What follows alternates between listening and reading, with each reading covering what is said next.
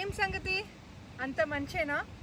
Hey, you know what, నాకు చాలామంది అడుగుతుంటారు, ma'am, am I really perfect for my partner?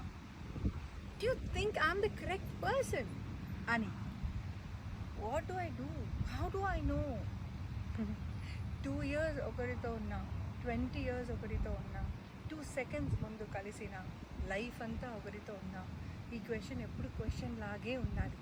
That is the correct way. అలా ఉన్నప్పుడు ఎప్పటికప్పుడు మనం ఇంట్రోస్పెక్షన్ చేసుకుంటూ ఉంటాం. ఎప్పటికప్పుడు మనం వాళ్ళు మారుతుంటే వాళ్ళకి తగ్గట్టుగా మనం మారుతూ ఉంటాం ఫర్ గుడ్ కాజెస్.